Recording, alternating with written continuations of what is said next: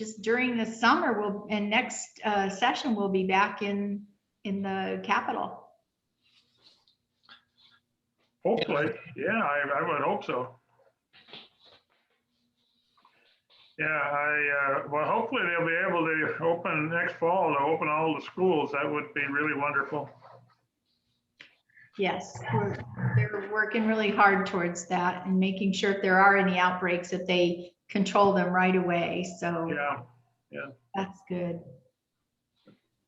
It's I do not want to be an administrator in a public school right now. And No. Being a no matter what you do, you're going to get criticized. Being a teacher is enough. Yeah, I know. And we terribly miss our superintendent, Karen Trujillo. Yeah. Very sad. What a tragedy. What a tragedy. Very much. Yeah. She was there at the Capitol with us the first day. Oh, is that right? I have a picture of her that, I took with Bill Souls, and she and I together. And then she was testifying in a hearing just Monday and Wednesday before the accident Wow. in our health committee. Yeah. So we were really sad. Yeah, that's quite a loss to our district here, certainly. But Yes. Yeah. I know a teacher that teaches middle school, and they're now in class, but she's got, I don't know, 4 or 5 students that she has to teach online. So in many respects, she's double teaching. It's a lot of work. It is.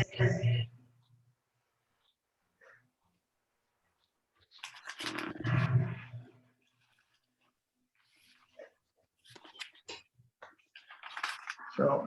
Are we waiting for anybody else in particular, or? No, I think we can get started. Okay. Yeah.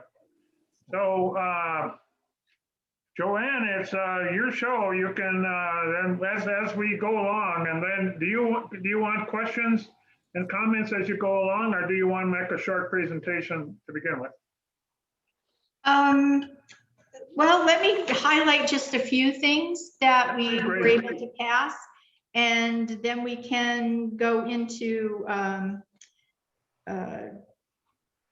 few more details or points of interest that people have. I have notes broken out on different subjects such as education or the environment. Well, that'd be great.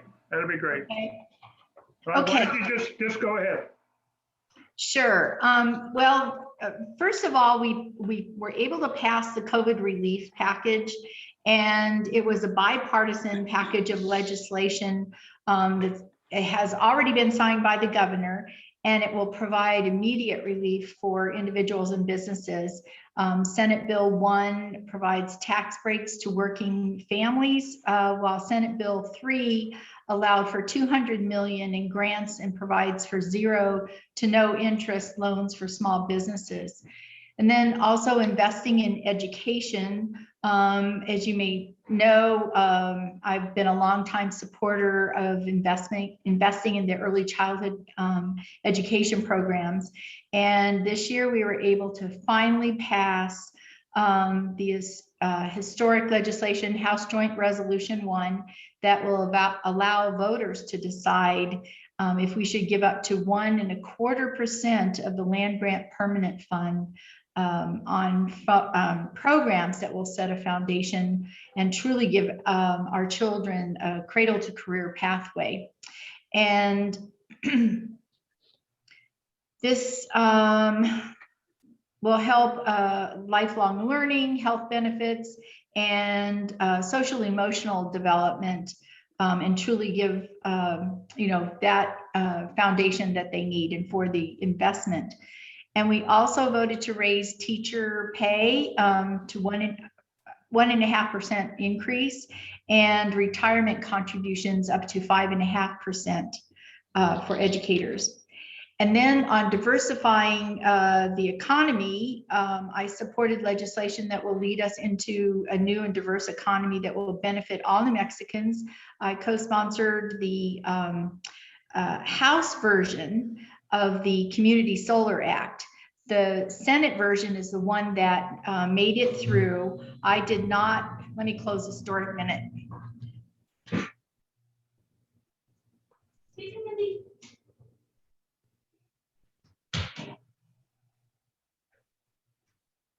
Sorry, our geothermal kicked on. I forgot how it's getting warmer now. So, and it was right outside my office door.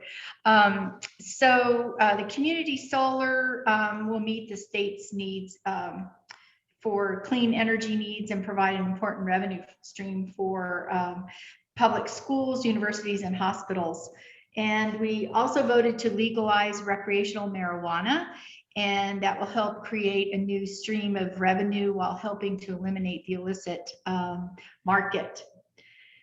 And then I sponsored or co-sponsored SB 10, which was the repeal of the antiquated abortion law. And that will keep the decision between a woman and their healthcare provider without government interference. And also HB 234, which is to strengthen the guardianship provider oversight. And that will create the oversight over professional guardians and conservators, as well as provides increased resources to the Office of Guardianship and expand their oversight. And it also introduces a pilot guardianship monitoring program. There was another bill that didn't go through, but I think was going to be really important for our state, and that's the Utility Affordability Relief Act. And that was HB 206, and that would have, reduced the energy burden on low income and hardworking families. We were not able to get that one through. It failed in the Senate Finance Committee. And then I also worked on Food, Hunger, and Farm Act, HB 207. We did not have to carry that all the way through. We were able to get it heard in one committee, and then it went to Finance, where it was not already incorporated into the budget, so it failed.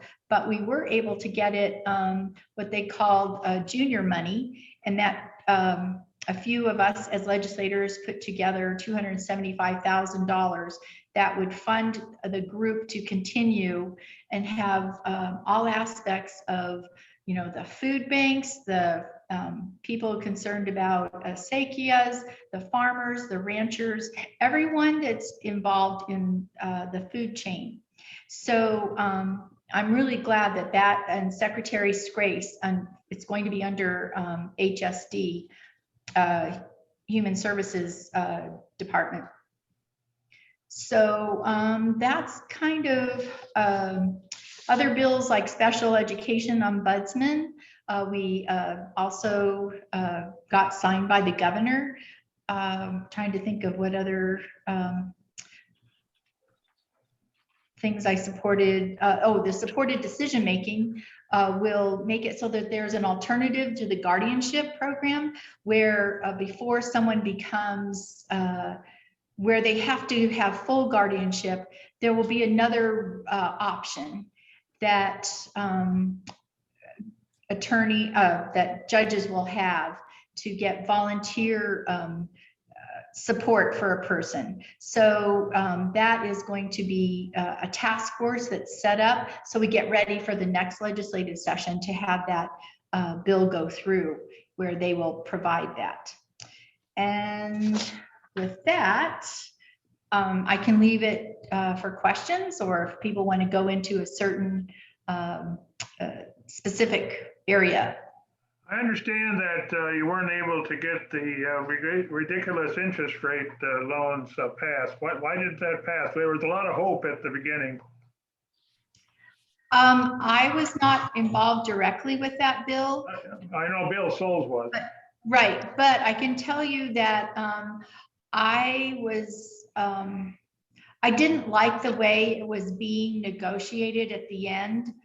How they, I'm trying to remember the exact amount, but Well, they were trying to get it down, I think, to 35%, if I remember right.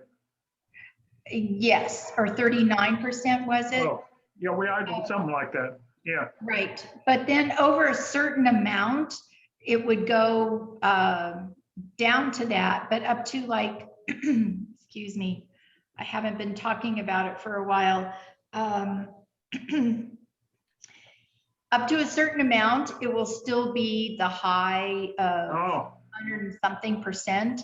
And then as it goes over that, then it would come down. So what I think is going to happen is it's going to be manipulated so that loan companies can still keep it the high rate, but only loan out so much at a time. I don't know if anyone else has more finite information on that. anyway, I know Bill Souls indicated that he would hope that they would pass, you know, a bill that would be effective. But anyway. But yes, but it wasn't. Yep. So anyone else got a comment or question? Go ahead, Jen. We now have, we have legislation, I don't know the details of it, regarding end-of-life options that I know this congregation is interested in. I was so glad that the Elizabeth Whitehead bill passed. I'm looking for my quick note on it. Yeah, that's a very important, I saw that too, Jan. I thought that was getting up to that point where I may have to make that decision. That's very important. I can talk more about it. Just, hi, Jan. I'm going to say hi first. Hi, Joanne. That was a really important bill. I have co-sponsored on it before, but I didn't get a chance to on this particular time that it was going through.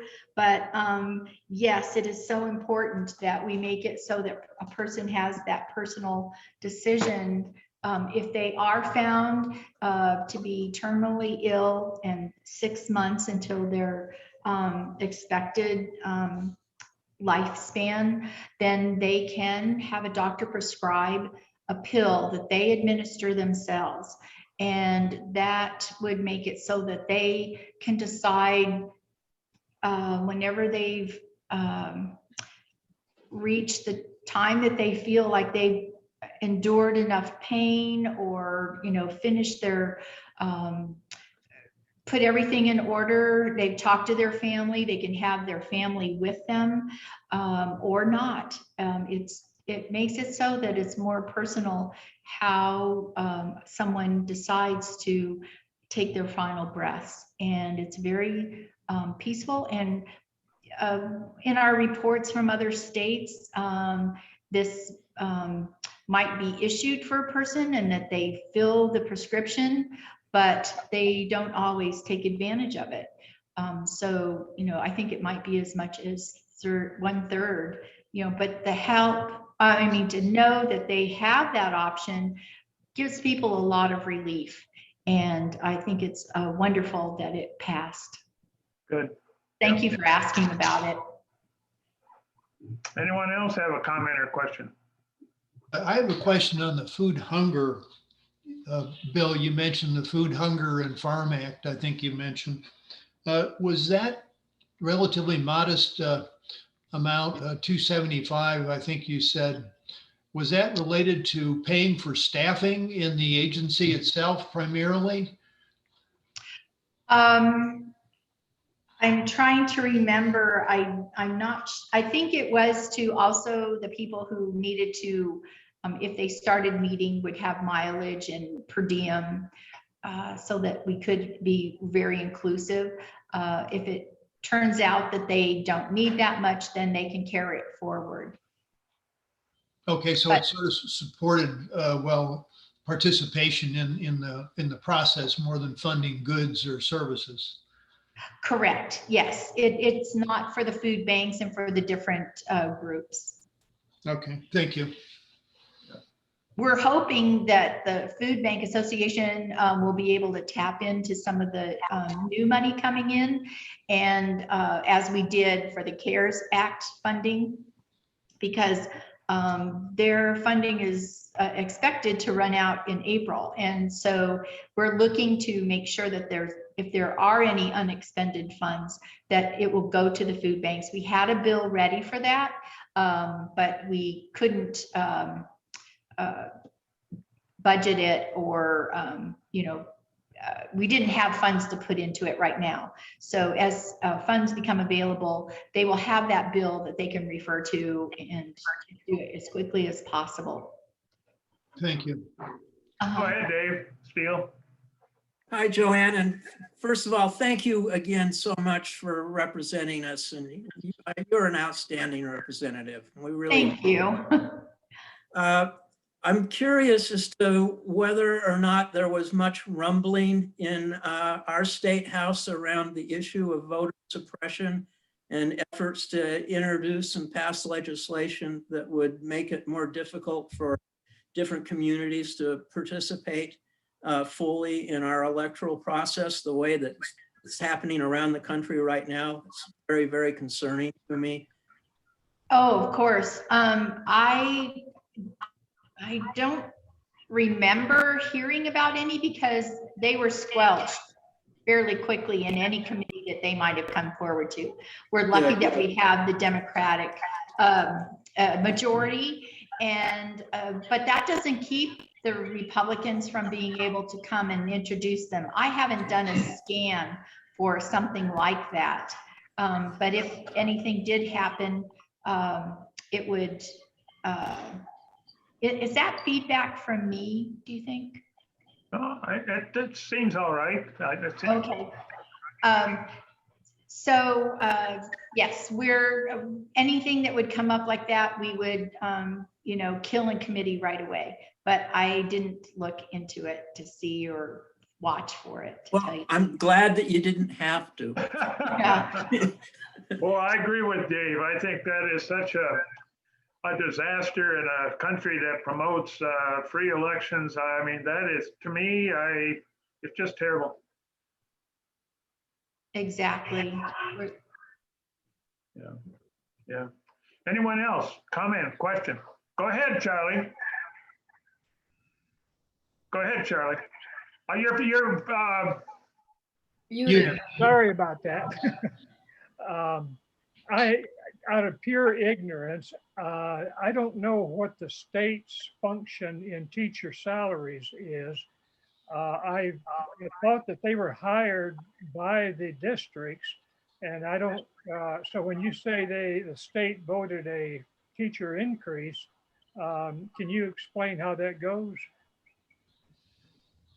Boy, I am not in finance, but the districts are supposed to pass on that funding that they get for their teachers, and then how it's paid out. But I'm sorry, even though I'm on Education Study Committee, I'm more focused on the educational process, such as early childhood education, rather than the financial part of what happens at the district levels.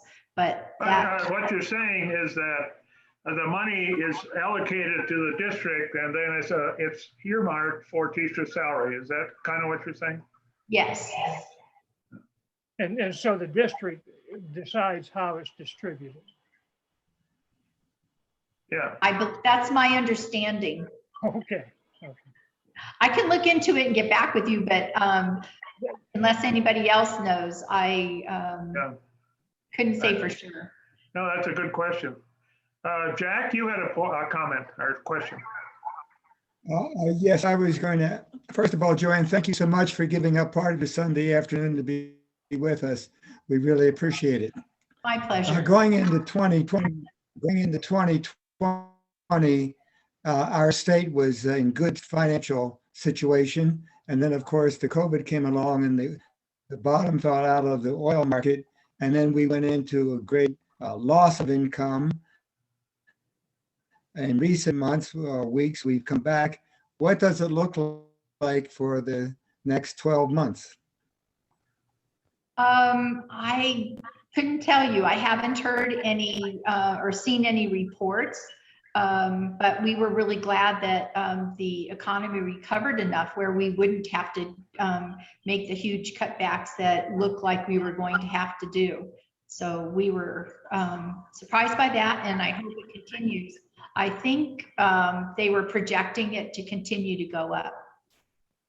Yeah, every indication is that, and the oil and gas industry has done better than they expected. Yeah. Yeah. Someone else, anybody else have a comment, question?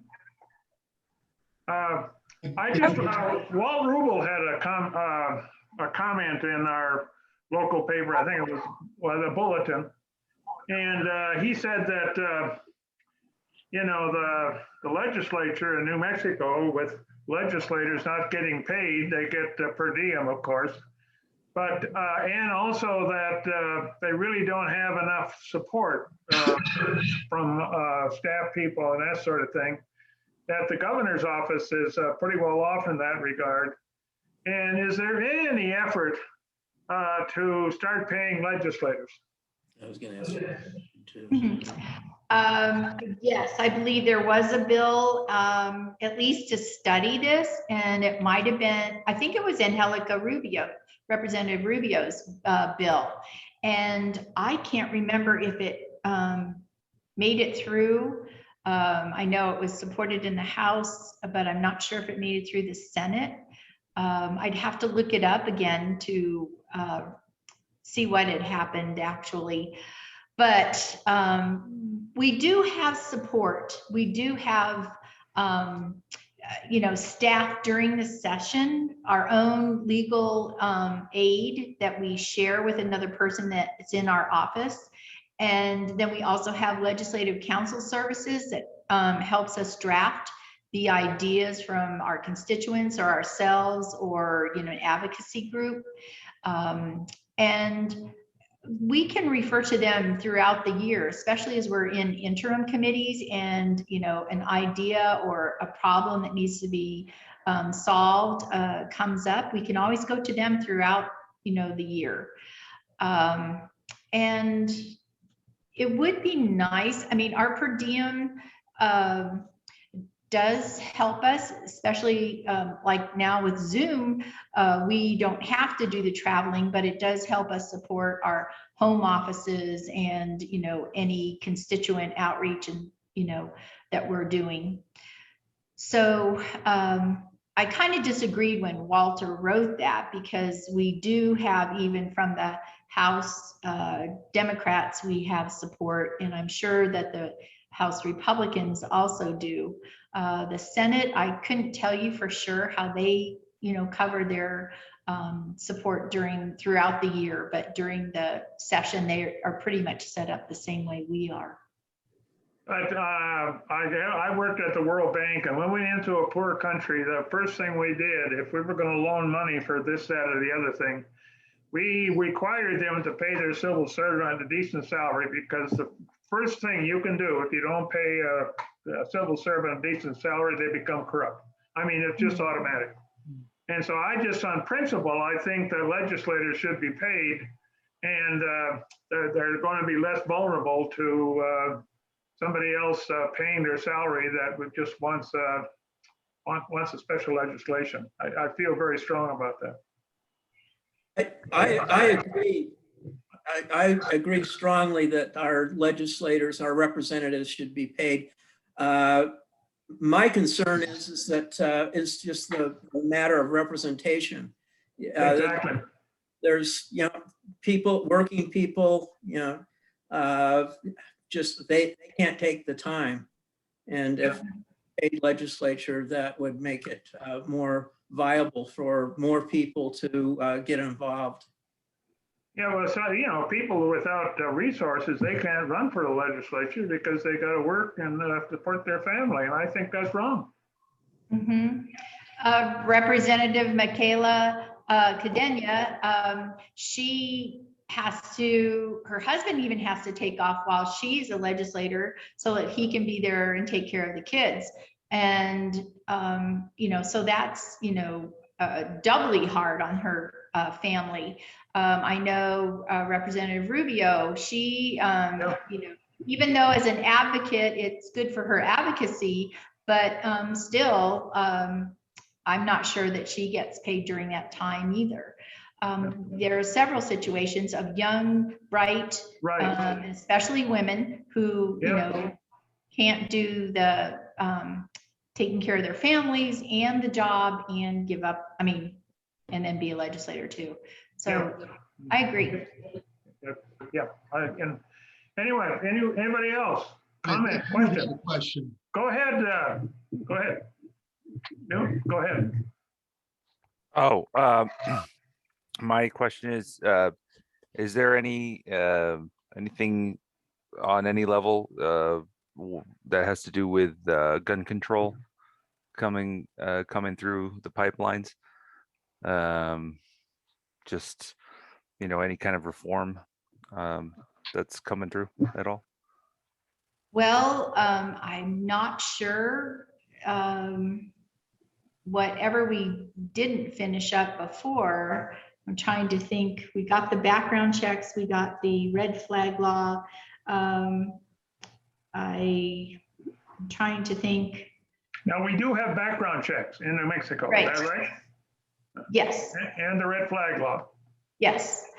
So I'm not sure. I really couldn't tell you what else needs to be done that we didn't get through, because we were pretty successful in the 2020 session. Yeah. Okay. Or 2019, I think it was. Trying to remember. It's all a blur.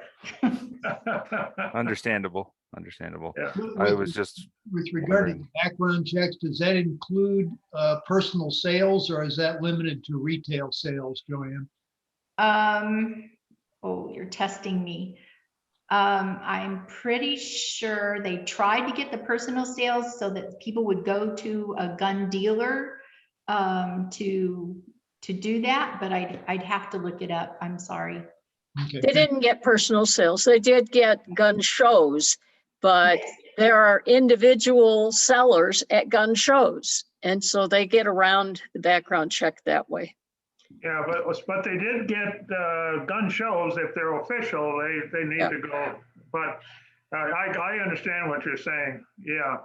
I think those are the ones I'm thinking of, that if they are at a show, that they have to go to a dealer that would then do it. Like they would have to pay them to verify the sale. Oh, sure. But the dealers say, well, I've got this other thing that you'd be interested in. Here's my number. Give me a call. So, it's an in to make sales that are not, don't require a background check. It's a personal sale. Right. Oh, there's one thing that maybe we are talking about is the multiple ammunition, to restrict that. And I think that would make it so that we could do away with the, machine gun type assault weapons like the AK-15. Right. AR-15. AR-15. Yeah. Okay. We'll get it. Yeah, I had a letter to the editor last Wednesday, and they fortunately published it in regard to the stupid inability of the U.S. to do any common sense gun safety control. A country like Australia that has a similar background to us, the way they treated the natives, and they had access to all the guns that we did, and they had that serious big mass shooting back in mid-90s, and they passed major laws to keep automatic weapons out of the hands of people and got rid of guns in the cities and did all that sort of stuff. And then ever since that's passed, they have gone down 2/3 so far as mass shooting, as gun deaths, and they don't have any more mass shootings. Yes, we used to have that law, and then it was. Oh, we banned AR-15 for a while, but now it came back. Right.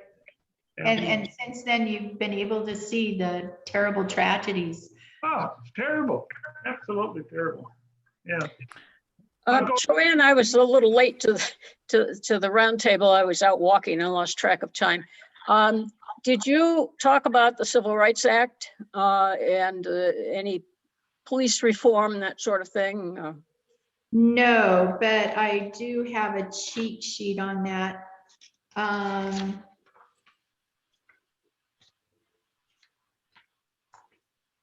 That was something very important, the Civil Rights Act. I was disappointed we didn't get to pass the Environmental Rights Act, but let's see.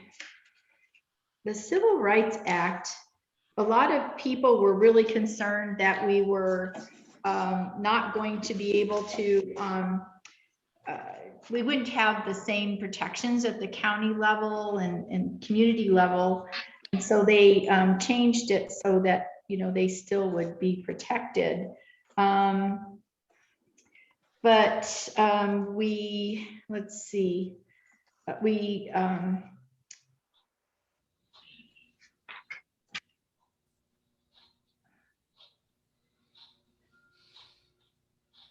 was HB 4. Right. And that doesn't give me enough information about it. Just a second. I know I have that here. Just, Well, it did eliminate qualified immunity with regard to civil lawsuits against government employees who behave badly. And of course, that applies particularly to law enforcement. And my good friend Kim Stewart, Sheriff Stewart, keeps pointing out that the police are still indemnified. What happens is you can sue the city and the county and not the individual who is the wrongdoer. And my reply to that is that if the city and the county get sizable lawsuits against them, they're going to make sure that those people are not still employed. And that's what we want. I don't care. I mean, they don't have any money to go after, but. Right. And that's why that was changed. Yeah. So that would happen. But yes, to force the community, the county to, you know, enforce the different laws that they have or the trainings and to, you know, kind of tighten those up so that they wouldn't have those kinds of cases and things happening. It put the onus on as a government entity. Right. Okay, did that pass or did it not pass? It passed. It did pass. Okay. Oh, I'm sorry. Here are my notes. I put them over too far. It allows New Mexicans to bring a government body to court and pursue justice. If we're going to rebuild trust between government agencies and communities they serve. And we need that accountability was the whole impetus behind that. So we're one of the first, one of the first states in the nation to end qualified immunity for government officials. Good. Including the police. So we did end qualified immunity, but we made it so that there would still be protections, risk management and things like that. Does that mean that if somebody, because of wrongdoing by a city official or a county official and an individual, and they sue the city, does the individual have any consequences? Do you know? I believe so. Yes. I can double check on that. Jan, do you know? I don't know. I don't know. I don't know. Well, they could certainly be weeded out, and that's, you know, we need to weed out some of those people who just, you know, are in it for the power and the glory, and they forget that they're there to protect and serve. It just doesn't work. All they do is shoot the city, and our taxpayers pay it, and we move on. And we've had in New Mexico, we've had a lot of those since I've been lived here about 13 years. Right. Joanne, I know you're an animal lover, and I wonder if there was any legislation beyond the no trap, the no leg trap. Roxy's law. Yeah, Roxy's law. Thank goodness Oh. we got that. But was there anything beyond that? Or what can you tell us about that? How far did that go? It got passed and signed by the governor. So we were really glad, and the Steels were involved in that, have very much, weren't you? Yes. Yeah, And- you had a very nice article in Sun News recently about that. It was very nice. And I was really glad that it was able to be passed after so many attempts that we finally had, enough change in our legislature to be able to get the recognition and get that through. There was one bill that I don't think it came out of the Senate at all because we never heard it in the House side, but it was for wild horses protection, which I was glad for most of those things. Some of the things I've had, arguments against. I don't want to see wild horses put into sanctuaries unnecessarily, unless they're injured or something like that, or starving. But, there's still the movement for wild horse protection. Because we were limited on on only being able to have 3 bills. Was it 3 or 5? I can't remember, because we got an opportunity if we were pursuing an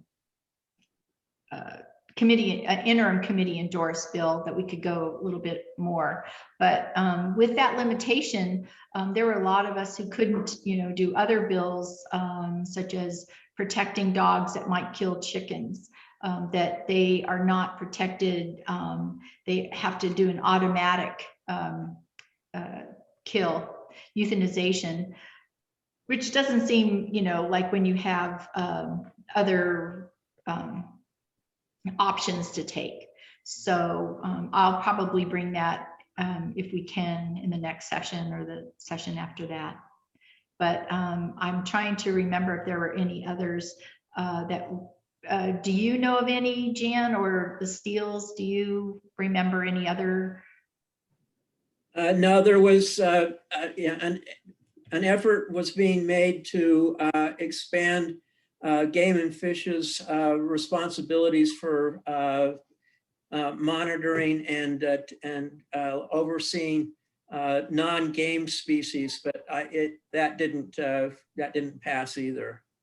Okay. And of course, Roxy's law is limited to public land. And a lot of leg trap and poison bombs and stuff are used on private land. And we don't like that either.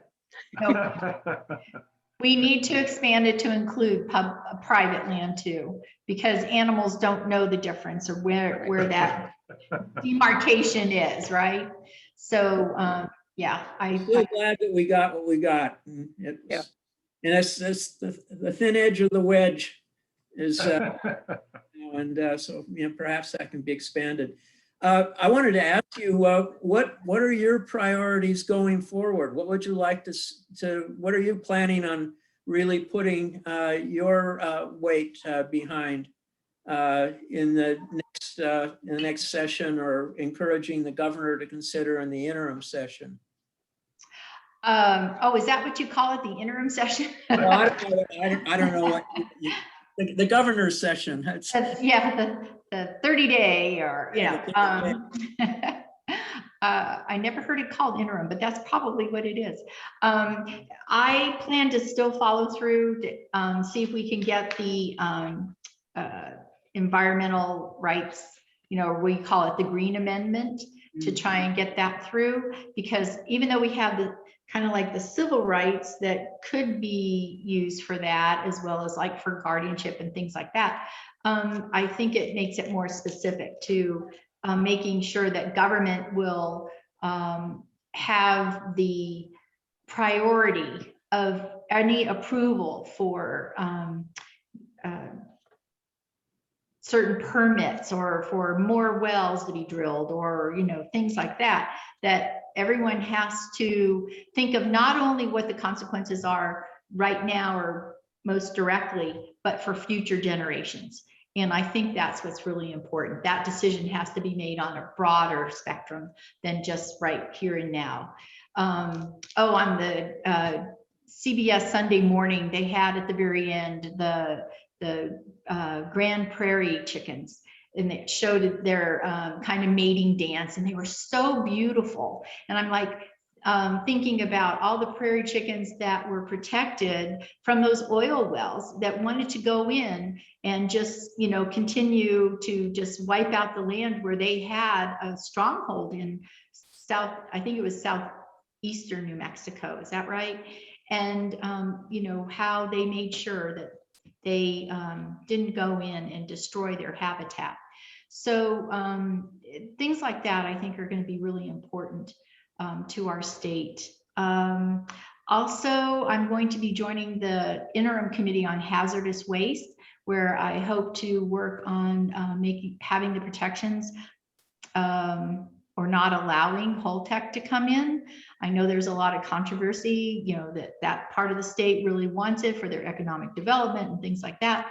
But there's just too many questions about this, not only the security, the traveling through our state, the long, it's supposed to be short term, but what is short term? You know, like if it's more than 40 years, which, you know, once it gets here, I think that's where it's going to stay. Yeah. And that's my concern. Yeah. But I also want to continue with the supported decision-making step for that to get through and become, you know, another part of the guardianship spectrum of law, and also to continue that the guardianship oversight and the pilot project and things like that are developed and you know, done the way that they were intended by our this legislation that we just passed. So I think that's going to be important to a lot of people, especially us older people who are, you know, we need to make sure that the WINGS program, which is the working interdisciplinary network of guardianship stakeholders, and that includes people who are family members of people who are in the guardianship program. So that, and then the court visitor pilot project that I mentioned, and the least restrictive options to be required at every step. The least restrictive options is already in law, but it's not really afforded the concern or the requirement, you know, that the judges and guardians and conservators are implementing. So that's really important. Least restrictive options has to be ingrained in more training and things like that. I'm trying to think of some of the other things. You mentioned education process before, that was one of your main interests. Any area in that you want to do? I want to make sure that the early childhood education gets implemented, and that we get the support and the training that early childhood development and that training in this, not only in the schools, but people who are already in early childhood centers and daycare centers, and that those who are even doing it at home, that they are sure to get that training, so that they understand the development and the social emotional development that needs to happen, and also to get the kind of screening, and when we are screening newborn, that the tests that they're given aren't always translated to the parents or to the doctors. And that was a concern of a nurse practitioner that I spoke to. And that's something that I need to follow up and develop. How do we make sure that, you know, if something is identified, that something's done about it? Because we can do preventive and more, you know, easier treatment if you do it early than later. And then the autism clinic at NMSU, I think is really important to support and make sure that they are able to get the funding that they need to carry that through, and then how to expand that information throughout the state. Gosh, there's so much to do. But I appreciate everybody's involvement, because without your involvement, we won't know what's going on or what needs to happen. And I can't know or do everything, but we can find other legislators or other people of interest who can carry through with that and be successful in passing that legislation. With regard to education, has there been any discussion of the impact of this strange school year on the advancement of students and how to treat students equitably? Because some people who've been on Zoom, for example, seem to be almost losing a year of education, whereas others have not. Yeah, I think it's very much to the individual student, how they handle, doing things online, or if they're more of a, one of my grandsons, he has an auditory learning disability. So for him to just hear things is a lot harder for him to translate that into learning. So, for him and other children with disabilities, it can be very difficult, even those who are not challenged with those kinds of learning difficulties. So in the interim, I'm sure we're going to be hearing more as students are going back and being tested and seeing the diverse successes or lack of. But, I think it's rather than the alternative of, infecting with COVID more students as well as adults, that we just, everyone did their best, and that we can make up for this. We might have to go into an accelerated learning, more condensed, but I think in the next year that they'll try to catch up every student. Thank you. Sure. Dan, you had a comment or a question? Yeah, go ahead. Yeah. I was disappointed that the proposed legislation to close private prisons and detention centers didn't get, well, actually, I was pleased it got through 2 committees, but then because of an amendment, it had to go to a 3rd committee, and it died there in the House and never made it to the Senate. I don't know if you were aware of the arguments and what was going on with that, and what kind of chance is there to get it through. It's ridiculous what's going on in these private facilities. I agree totally with you, Jan, that the treatment and the opportunities for people in the private prisons is not as good as what someone in one of our state-run prisons might be. Hopefully we can reduce the number of people in prisons now that we have the cannabis bill through, and how we were going to go back, and anyone who was convicted on those measures would also be let out of prison. But I know just a little bit about the general part of it. I was not heard in any of the committees since I'm on health and environment. And but I'd have to go back and look and make sure that we didn't hear it in health, but it would be something that I think we should support, because those companies, they make a lot of profit that doesn't go into the safety and the well-being of the prisoners, I believe. Whereas if they were state-run, I don't think there's that profit or corporate thinking about what they're going to do. Yeah, hey, listen, anybody that's invested privately, their primary objective is to make money, not necessarily make it safely. Right. Hi, Did you want Paul. to add any more to it, Jan? Yeah. Yeah. Yes, Well, Jack, go ahead. Yeah, we got to get it through sometime. I think that some of the objection was that individual legislators were worried about what would happen to their constituents if the prison closed in their community. Yeah, it was that's a Too labor thing. reliant on that prison for employment. But, you know, nobody said that it was actually going to close. It just said that it would no longer be run privately. I Go ahead, Jack. wanted to say, I think in the past 2 weeks, I heard President Biden come out against private prisons. Did Oh, anybody else hear that in the news? I haven't heard Yeah. that. That'd be good. I think I heard. Yes, Yeah. definitely. He's promoting the elimination of private that, prisons. who knows? Good. Yeah. For sure. Good. But that's just federal prisons, and this legislation was at the state level. Yeah. There's another issue that President Biden has supported, and he was trying to get through with part of the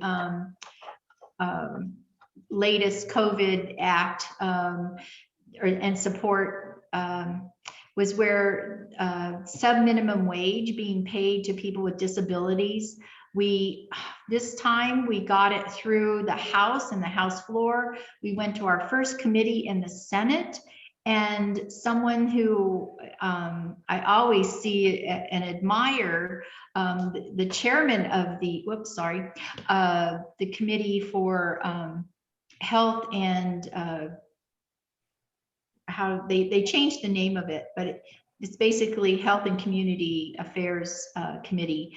And it was 9 o'clock at night. They had rushed through a bunch of bills.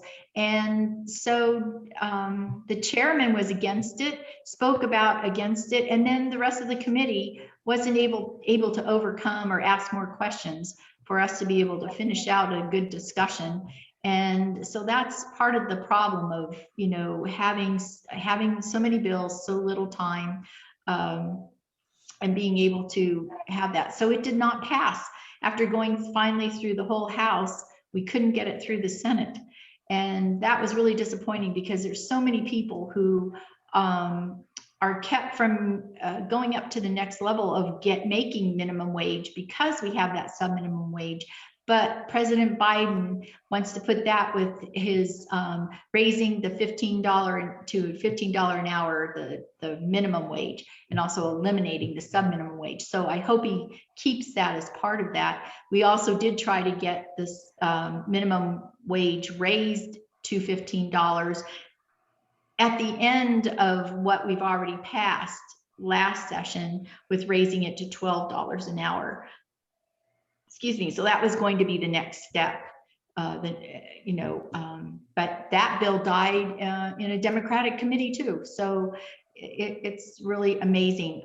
And part of what our Democratic Party stands for, and is part of our platform, I think we should hold our legislators accountable for meeting that platform. There were a lot of people who voted against our repealing the abortion bill, or those sections, I should say. And also, not to raise the minimum wage, and all of these different things that are really, truly Democratic part of our platform. But I realize this is a bipartisan group, so I'm sorry, I shouldn't have maybe said that. I just wanted to ask, with this COVID-19 that was passed nationally, and it's got a lot of goodies in there. And I went to Arrowhead, I went to here in Las Cruces, talking to some officials. I haven't seen a lot of analysis as to how New Mexico can take advantage of some of these monies that are coming out, whether it's for businesses or whether it's for education, or there's a whole bunch of them in there. And I just wonder if the state's kind of falling behind on making sure we get our share of that national money and we sure need it in a poor state. We did a really good job of passing COVID relief measures. But I'm talking about the national money. Right. That's what I'm talking about too, what we've already gotten. And I'm sure we will, continue that. But HB 11, we gave $200 million in direct financial relief to small and medium-sized businesses to cover things like rent and equipment that keep a business running. And these grants can total up to $100,000 to each one of them, and they do not have to be paid back. It also provided more funding for local economic development, or the LEDA projects. And SB 1 provides a 4-month tax delay, a holiday, I should say, for restaurants and food service businesses who have been so hard hit. And SB 1 also established a $600 tax credit for New Mexicans who earn $31,200 or less, and then provide them a safety net for most vulnerable residents. And then SB 3 expands the Small Business Recovery Act, making $460 million in low-risk small business loans more accessible. We also used, well, like I said, $5 million in a special, I think it was in the special session that we gave to the Food Bank Association to help with, buying stable. So what you're saying, so a lot of this legislation built on the federal money that's coming from COVID-19. Is that right? Yes, yes, exactly. Good. I'm glad to hear that.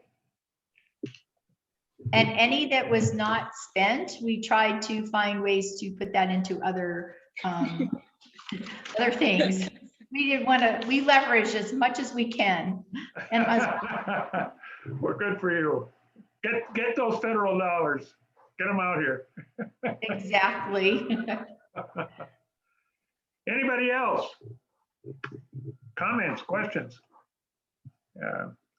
Okay, I'm going to talk a little bit about, well, one thing I have to do is that I got a note from Hale Huber in regard to they're going to, Hale and Joan Dormady, co-chair of the caring committee, they want to have people join them in a weekly caring conference. It's 11 on Wednesday, 11 to 11:30 to 12:30.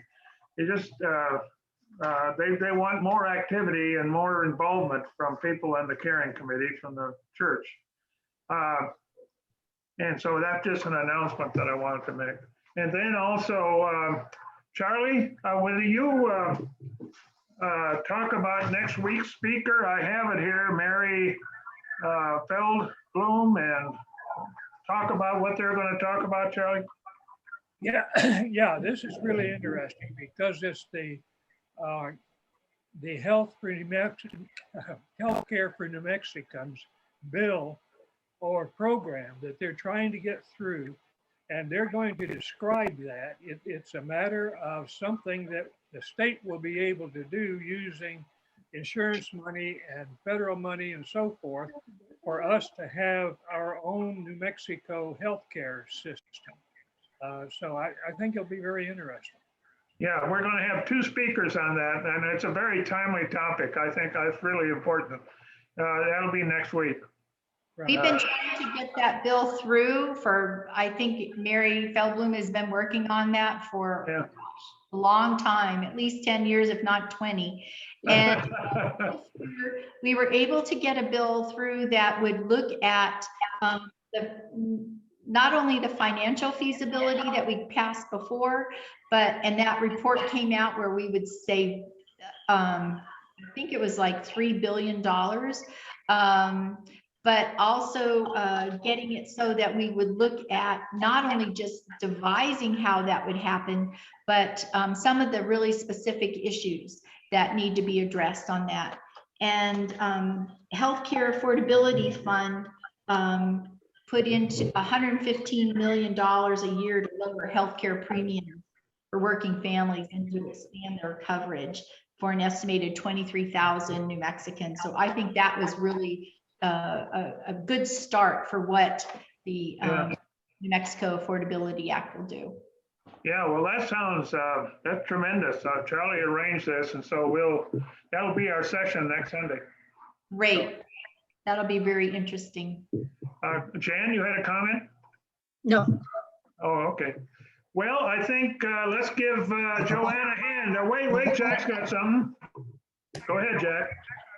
I was just going to say, the Caring Committee Wednesday, 11:30 get together is a social thing, and you need not participate for an hour. You can come and go as you wish during that 11:30 to 12:30. Netta is there often, and I am, and it's really a nice, fun group to get together and just chat. So I wanted to let you know, and I'll repeat myself, you don't have to sign up for the whole hour. Come and go as you wish. Well, thanks for clarifying it. I'm not on that, aware of that. So thanks, Jack. Thank you. Right. Can I make a quick plug? Thank you, Representative Ferrary. Yes. Oh, you're quite welcome. It's so nice to see all of your wonderful faces and involvement for so long on all these different issues. This afternoon, our Federation of Democratic Women is doing a food drive and funding drive for the youth shelter that is in association with FYI. And we are collecting funds to help finish their kitchen, as well as food items that are kind of easy for them to have, even paper products, lemonade, Gatorades, quick things like my grandsons, we always take them lunch. So we, sandwich meat and bread and things along that line. If you want to go, it's this afternoon. It started at 2 and it goes till 5, and it's behind the Walgreens at Roadrunner and Lowman at the Senor Amigos. I think you have to drive kind of around the building, but on the south side. Very So good. It's my friend's place, and my friend's place is the recipient of our Change for Change this quarter. So it's a Oh. very worthy organization, and encourage you to participate if you can. Very Oh, good. thank you. I forgot the name of it. Thanks, Jan. Okay. Well, thanks, everybody. Thanks for being involved. Thank you. Thanks, Joanne. Thanks, You're Bob. welcome. Thanks for all the advocacy. Okay. Bye. Thank you. Bye. Bye, Carol. See, you didn't even have to tell us to go. You guys are I'm great. trying- Thank you. Thank you, Joanne.